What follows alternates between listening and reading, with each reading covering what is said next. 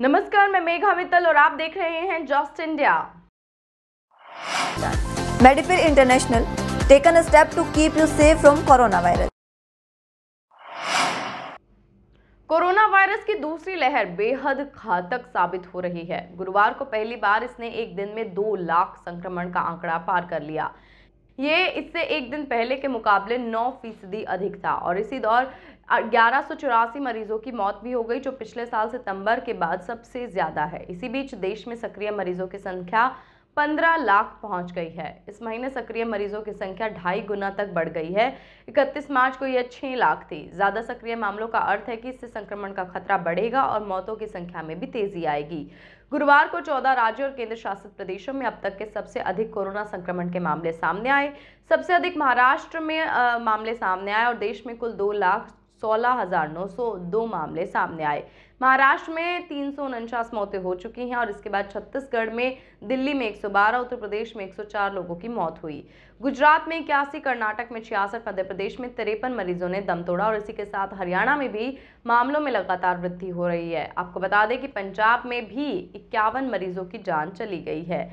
इसी के साथ पूरे देश में कोरोना अपना कहर फैला रहा है और सभी राज्यों में इसके मामले लगातार बढ़ रहे हैं। हरियाणा के पानीपत जिले के बिहोली गांव निवासी कार ड्राइवर पत्नी के साथ झगड़े के बाद अपने 3 बच्चों को एक कार में बैठाकर घर से निकला और 5 घंटे बाद उसने जहर निगलकर आत्महत्या कर ली।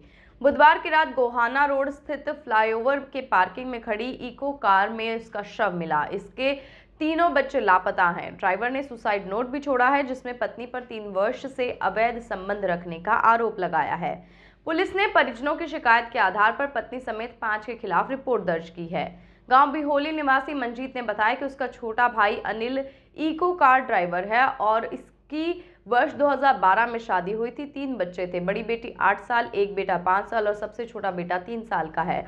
पिता जयचंद ने 3 साल पहले हरि सिंह चौक पर एक मकान खरीदा था। पत्नी की जिद के बाद गांव का घर छोड़कर वह परिवार के साथ इसी मकान में रह रहा था। पुलिस इस वक्त हर पहलू पर जांच कर रही है और पत्नी से पूछताछ करने की भी बात हो रही है। वहीं आशंका भी जताई जा रही है कि कहीं अनिल ने आत्महत्या करने से पहले बच्चों को भी मार दिया हो।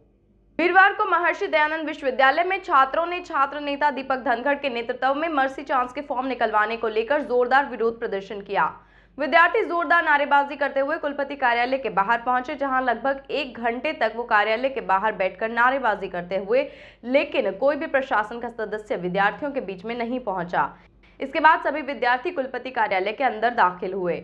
यहां मध्वी के सुरक्षा कर्मियों ने विद्यार्थियों को रोकने के बहुत प्रयास किए, लेकिन विद्यार्थी अंदर पहुंच गए। उन्होंने जोरदार नारेबाजी की और विरोध प्रदर्शन किया।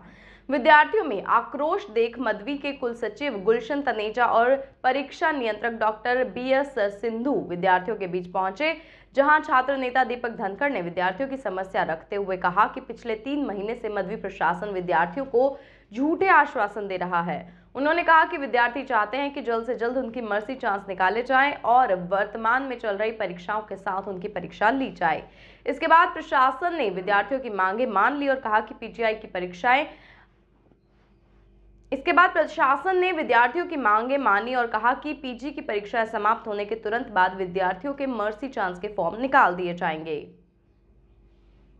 LPS बोसाड के MD राजेश जैन के तत्वाधान में कैनाल रेस्ट हाउस और MLAB BB बत्रा ऑफिस के समीप स्थित जैन बिल्डिंग में 2 दिवसीय रविवार को निःशुल्क कोविड टीकाकरण शिविर सतीभाई साईंदास सेवा दल, हरिओम सेवा दल, हम और आप सोशल वेलफेयर सोसाइटी, शिक्षा भारती स्कूल रामनगर के सहयोग से स्वास्थ्य विभाग एवं डॉक्टरों की टीम के द्वारा टीकाकरण अभियान चलाया गया। इसमें 204 महिलाओं में पुरुषों के द्वारा कोरोना वैक्सीन भी लगवाई गई।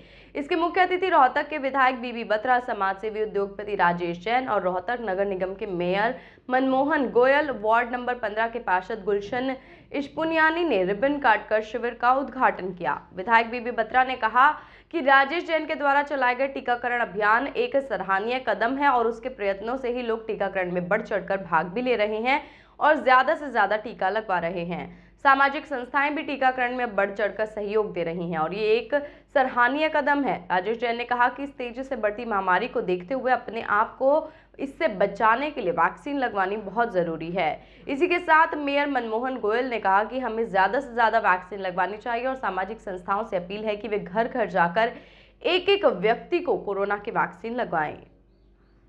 जाट शिक्षण संस्थाओं स्थित 107 वर्ष पुराने जाट स्कूल के शिक्षकों एवं कर्मचारियों को पिछले 3 वर्षों से वेतन न मिलने के खिलाफ आज 10 बजे रहबरे आजम सर छोटूराम की समाधि पर सर्वजातीय सर्वखाप महापंचायत का निर्णय लिया गया और ज्ञातव्य रहे कि जाट स्कूल के शिक्षक कर्मचारी और संस्था के आजीवन सदस्य पिछले 2.5 महीने से वेतन के लिए बेमियादी धरने पर हैं और इसी के साथ साथ शिक्षा का भी कार्य जारी रखा हुआ है। प्रशासक व सरकार द्वारा उनकी समस्याओं का हल नहीं किए जाने से सभी निराश हैं और अब क्षुब्ध होकर इस मामले को पंचायत के बीच ले जाने का निर्णय लिया था।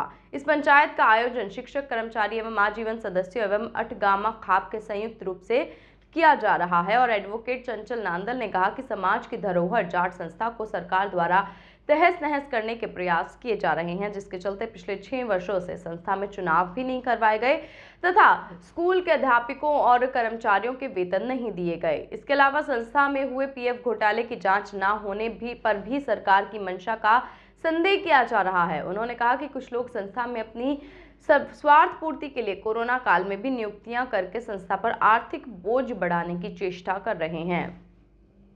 करोड़ों रुपए होते थे पहले, उसका ऑडिट नहीं हुआ।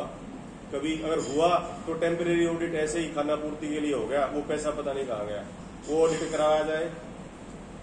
ऑडिट के नाम पे जाट स्कूल वालों के पास कोई कागज नहीं बचा हुआ आज के लिए। अभी 450 के करीब की स्ट्रेंथ है, 30-32 के करीब अपने जो है टीचर्स और कर्मचारी हैं। तो अगर आप एवरेज निकालेंगे तो फुलफिल कर रही है, कहीं न कहीं हो सकता है कमी हो। तो सबसे बड़ा मुद्दा तो हमारा यही रहेगा कल सैलरी वाला। उसके अलावा अगर पंचायत आ रही है तो उसके सामने सबसे दूसरा जो मुद्दा है मैं वो चुनाव ना होना 6 साल से। उसके लिए आपको पता है मैं कोर्ट में भी गया हुआ हूँ और उसके लिए हम तारीखों में भी जाते हैं, लड़ रहे हैं सरकार से, लेकिन चुनाव नहीं हो रहे।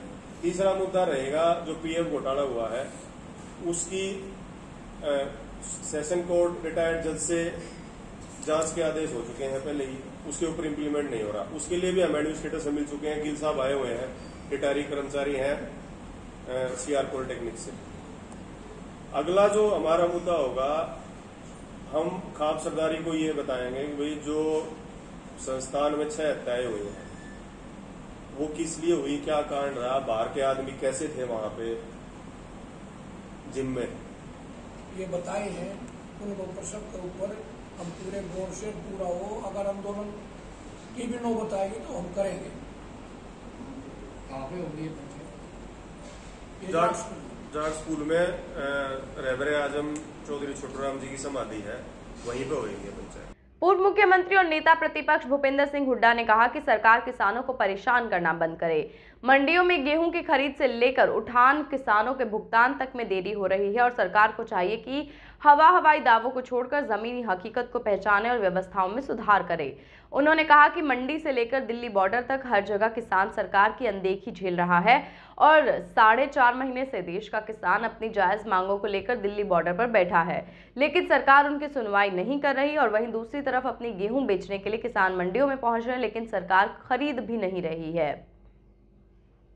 इसी के साथ हुड्डा ने कहा कि सरकार की तरफ से बारदाना की व्यवस्था नहीं की गई और ना ही उठान में तेजी लाई जा रही है। अब तक महज 22% फसल ही उठाई गई है, इसीलिए किसानों को गेहूं डालने के लिए मंडी में जगह नहीं मिल रही। गेहूं की खरीद और उठान ही नहीं, पेमेंट में भी देरी है। सरकार ने 48 घंटे के अंदर भुगतान का वादा किया था, लेकिन 360 घंटे यानी 15 दिन बाद भी किसानों को पेमेंट नहीं मिली। गिने चुने किसानों को छोड़कर बाकी किसान पेमेंट के इंतजार में हैं और मंडियों में अव्यवस्था का आलम यह है कि सरकार ने कई मंडियों में खरीद पूरी कर बंद कर दी है और पहले सरकार ने खुद ही ऐलान किया था कि किसान बिना मैसेज का इंतजार किए फसल बेचने आ सकते हैं और अब जब फसल बेचने आ रहे हैं तो उन्हें मैसेज का इंतजार करने के लिए कहा जा रहा है। नहीं है, लेकिन अगर लॉकडाउन ना लगे और उससे पहले हम कोरोना से लड़े तो वो अच्छा रहेगा। बाकी जो उचित कदम है सरकार को उठानी चाहिए। फसलों की खरीद, बीमारी से लड़ाई का प्राथमिकता होनी चाहिए। फसलों की खरीद की जहाँ तक बात है, आपने मंडियों का दौरा किया, कैसे? देखिए, जो इनके वायदे थे वो खोखले निकले। मैं गया था कई मंडियों में, इनका पहले था 1 तारीख से हो जाएगा और मैं 7-8 दिन के बाद गया तो कोई पेमेंट भी नहीं हुई थी लोगों में। और पहले कह दिया गया मेरी फसल मेरा ब्यौरा में कि वो आपको मैसेज आएगा। लोग मैसेज इंतजार देखे थे और फिर बाद में कहा भाई ले आओ, वैसे ले आओ बगैर मैसेज के। और वो लेके आए तो कहीं बारदाना नहीं है, कहीं उठान नहीं है, किसान परेशान है। कुल 22% जो है जो उठान हुआ है, जो कि कम है। देखिए बहुत तेज़ी से बढ़ रहा है, बड़ी गंभीर समस्या हुई हुई है। इसमें सरकार को भी अपनी जिम्मेवारी निभानी चाहिए, लेकिन अकेली सरकार नहीं ले सकती।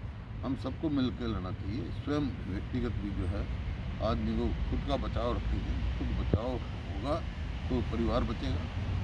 पूरे परिवार संक्रमण हो रहा है पूरे परिवारों में, लेकिन खुद बचोगे तो परिवार बचेगा, परिवार बचेगा तो गांव बचेगा, शहर बचेगा, प्रदेश बचेगा।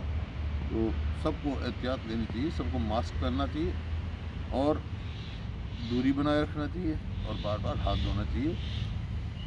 जरूरत के हिसाब से दवाई लेनी चाहिए। प्रदेश में दवाई की कमी महसूस हो रही है, खासतौर पर वैक्सीनेशन की, तो उसकी सरकार को पूर्ति करनी। हरियाणा सरकार ने गेहूं खरीद प्रक्रिया में मौज कर दी है। गेहूं सहित दूसरी फसलों की पेमेंट सीधी उनके बैंक खातों में आ रही है और ये कहना है कलानौर और कहानौर अनाज मंडी में गेहूं लेकर पहुंचे किसानों का। दरअसल भाजपा के वरिष्ठ नेता एवं पूर्व सहकारिता मंत्री मनीष ग्रोवर कलानौर और कहानौर अनाज मंडी में खरीद प्रक्रिया का जायजा लेने पहुंचे थे।